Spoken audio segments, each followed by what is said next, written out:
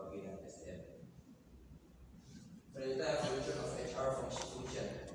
Sebelum kita menjelajahi arah masa depan teknologi HR dan fungsi HR di dunia digital, kita perlu melihat evolusi sejarah fungsi HR sejak abad lalu. Analisis ini membantu kita memahami mengapa HR berkembang begitu lama untuk berubah dari fungsi administratif menjadi fungsi strategis.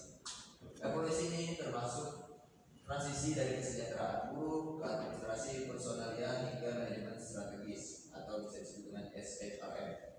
Sebagai respon terhadap perubahan lingkungan eksternal, fungsi HR telah beralih dari pasif menjadi lebih strategis dan proaktif. Teknologi HR juga telah berubah dari sistem yang mahal dan kaku menjadi lebih visif dan terjangkau. Selanjutnya ada futuristic technology trends. Menurut Panetta 2017, 3 megatrend teknologi masa depan adalah yang pertama yaitu AI di mana-mana seperti komputasi kognitif, pembelajaran mesin, robot pintar, ruang kerja pintar yang membantu organisasi memanfaatkan data untuk beradaptasi dan memecahkan masalah yang belum pernah terjadi sebelumnya. Yang kedua yaitu pengalaman imersif yang transparan, yaitu realitas tambahan antar muka otak komputer, pendekatan manusia untuk membuat teknologi menjadi lebih terpusat pada manusia.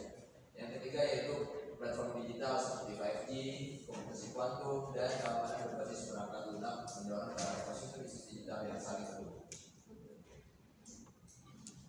Selanjutnya ada tren strategis teknologi menurut 2019. Yang pertama itu AI, yaitu menciptakan sistem yang belajar, beradaptasi, dan berfungsi secara otonom. Selanjutnya ada intelligent apps and analytics, dan beberapa tahun ke depan hampir setiap aplikasi, layanan, dan sistem akan menggunakan beberapa tingkat kejelasan buatan atau biasa disebut dengan AI. Analitik berbasis AI adalah area pertumbuhan strategis yang menggunakan machine learning untuk mengotomatisasi persiapan data, penemuan wawasan, dan berbagai wawasan. Selanjutnya ada intelligent teams, yaitu benda cerdas adalah benda fisik yang melampaui eksekusi model pemrograman kaku untuk memanfaatkan AI dalam memberikan perilaku cerdas dan berinteraksi secara lebih alami dengan lingkungan dan manusia, misalnya seperti kendaraan otonom, robot, dan drone. Selanjutnya ada digital twin yang mengacu pada representasi digital dari entitas atau sistem bukti nyata. Tumor digital yang dirancang dengan baik berpotensi secara signifikan meningkatkan pengambilan keputusan di tingkat perusahaan. Selanjutnya ada cloud to the edge, mengacu pada topologi komputasi di mana pemrosesan informasi dan penyampaian konten ditempatkan lebih dekat ke informasi tersebut. Yang selanjutnya ada conversational platforms akan mendorong perubahan besar berikutnya dalam cara manusia berinteraksi dengan dunia digital. Beban untuk menerjemahkan maksud pengguna berpindah dari manusia ke komputer. Selanjutnya ada immersive experience, yaitu antar muka percakapan mengubah cara orang berinteraksi dengan dunia digital. Realitas virtual, augmentasi, dan campuran bisa mengubah cara orang memandang dan berinteraksi dengan dunia digital, misalnya seperti video 360 derajat dan video series. Selanjutnya ada blockchain, berkembang dari infrastruktur mata uang digital menjadi platform untuk transformasi digital. Selanjutnya ada event driven. Inti dari bisnis digital adalah bahwa bisnis selalu siap dan tanggap terhadap peristiwa yang menjadi lantai ekosistem bisnis digital. Peristiwa bisnis bisa apa saja yang diperhatikan secara digital. Dan yang terakhir ada continuous adaptive risk management. Itu infrastruktur keamanan yang harus adaptif, tahu kapan harus merespon peluang dan mengelola risiko yang muncul dari pendirian keamanan yang bergerak setempat bisnis digital.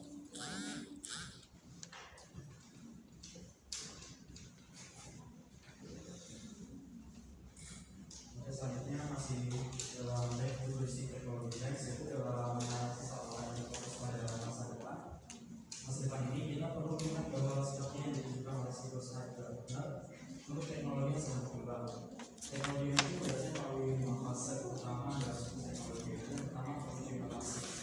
Kalau fase teknologi potensial memulai fase ini di konsep awal dan pengertian ini begitu publisitas besar. Seringkali belum ada produk yang dapat digunakan dan pelayanan komersial belum terbukti. Yang kedua, puncak ekspektasi yang berlebihan. Publisitas awal menghasilkan beberapa cerita sukses, seringkali ini dengan banyak kegagalan. Beberapa perusahaan mulai mencoba, banyak proyeknya masih menunggu. Terus yang ketiga, hal kekecewaan. Minat menurun ketika eksperimen dan penerapan gagal, menghasilkan hasil yang diharapkan. Produsen teknologi mulai gagal atau bahkan gagal.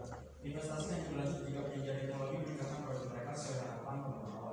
Terus yang keempat ada kesalahan, yaitu semakin banyak contoh konflik tentang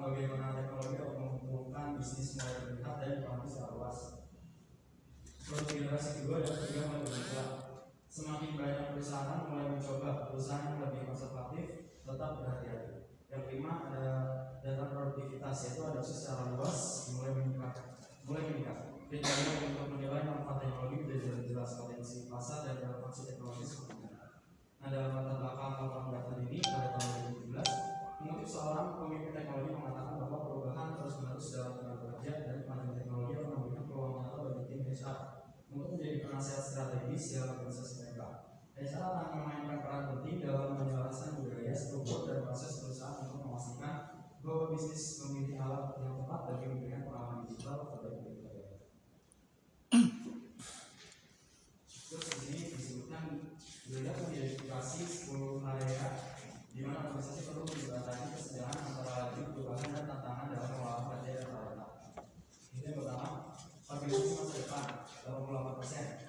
Organisasi yang semakin digital harus merancang ulang dirinya agar tidak bergerak lebih cepat, beradaptasi lebih lincah, belajar dengan cepat dan merespon tuntutan karir dinamis. Pemimpin organisasi mulai membangun struktur baru. Dia merancangnya. Terus yang kedua, karir pembelajaran berkelanjutan menjadi sangat penting bagi kesuksesan bisnis. Organisasi pembelajaran harus dapat menyediakan materi yang fleksibel dan selalu tersedia, terutama melalui platform mobile. Yang ketiga, akuisisi talenta. Proses rekrutmen makin bersifat digital karena kandidat mengharapkan kemudahan dan komunikasi mobile. Rekrut yang cerdas akan memanfaatkan teknologi baru untuk menciptakan koneksi emosional dan psikologis dengan kandidat, serta memperkuat citra perusahaan. Terus yang keempat ada pengalaman karyawan. Fokus tidak lagi hanya pada keterlibatan dan budaya, melainkan keseluruhan pengalaman karyawan. Alat seperti feedback instan, aplikasi kebugaran, dan sistem layanan mandiri karyawan akan digunakan untuk menunjang hal ini. Terus yang terakhir adalah manajemen kinerja. Banyak perusahaan menjawab ulang seluruh aspek manajemen kinerja, mulai dari penetapan target hingga sistem intensif dan penghargaan akan selaras bagi strategi bisnis dan transformasi dunia.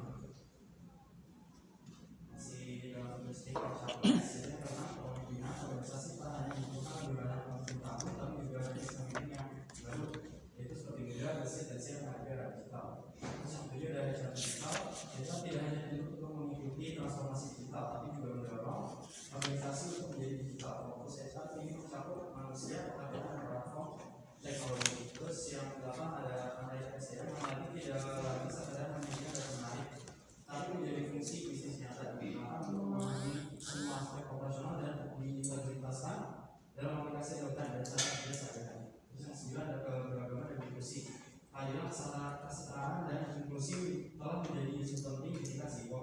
Namun penerapannya masih menantang dan seringkali tidak cukup hanya dengan pelatihan atau edukasi. Terus yang terakhir adalah tenaga kerja yang ditingkatkan, yaitu otomatisasi, komputasi kognitif, dan sistem kerja berbasis besar atau crowdsourcing adalah perbuatan besar yang sedang mengubah dunia kerja. Organisasi harus mulai bereksperimen dan menerapkan alat berbasis kecerdasan buatan, sekaligus melatih kembali karyawan untuk mampu menggunakannya. Peran manusia pun perlu ditinjau ulang, karena semakin banyak pekerjaan yang dilakukan oleh sistem otomatis. Namun seperti yang diingatkan oleh Kanita pada tahun 2017, augmentasi manusia menggunakan teknologi memang bisa meningkatkan kemampuan tubuh dan pikiran, tapi juga memunculkan isu etis dan humanistis.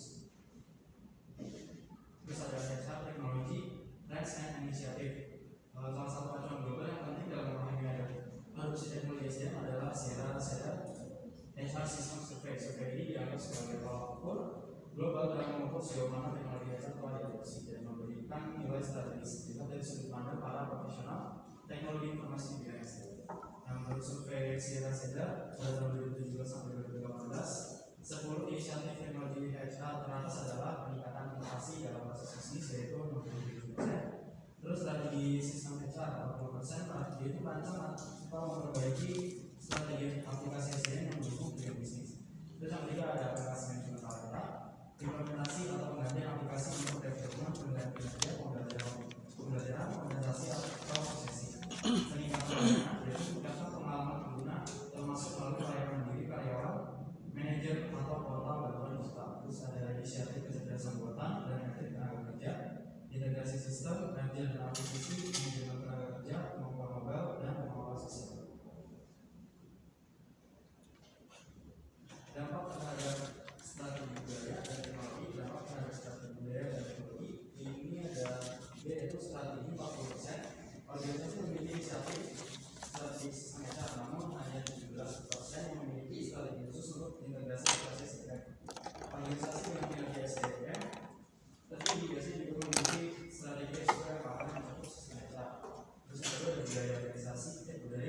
Jadi organisasi berbasis data berfokus pada talenta, bertanggung jawab secara sosial dan berkinerja tinggi.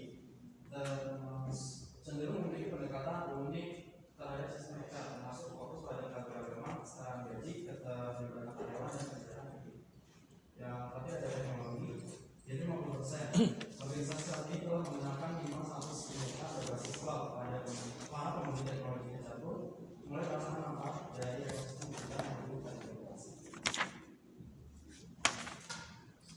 Nah, tadi ada framework of digital business strategy dari selama 20 tahun terakhir, pekerjaan menjadi lebih tersebar dan digerakkan oleh kolaborasi.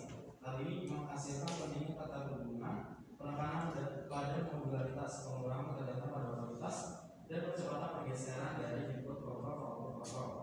Menurut dan Rodriguez pada tahun 2016. Tujuan utama dari strategi digital adalah untuk secara proaktif merespon tuntutan lingkungan eksternal yang terus berkembang dan terkadang berubah secara radikal dengan mengadopsi perspektif dari luar ke dalam serta dari dalam keluar dalam konfigurasi kembali kemampuan dan sumber daya pertama. Dalam konteks ini, organisasi perlu memastikan bahwa terdapat penyelarasan strategi secara horizontal dan vertikal antara sistem strategi, antara strategi bisnis, strategi SDM, dan atau strategi manajemen talenta dengan strategi SDM digital serta lingkungan internal dan eksternal. Baik, selanjutnya saya akan melanjutkan dari yaitu ada faktor eksternal yang mempengaruhi strategi HR. Yang pertama adalah globalisasi dan teknologi informasi atau TIK. Itu ada dunia yang terhubung secara global. Lalu yang kedua ada perpindahan produksi jasa modal dan talenta meningkat pesat. Lalu yang ketiga ada daya saing ekonomi global makin kuat berbasis inovasi dan kreativitas. Lalu yang kedua ada kesenjangan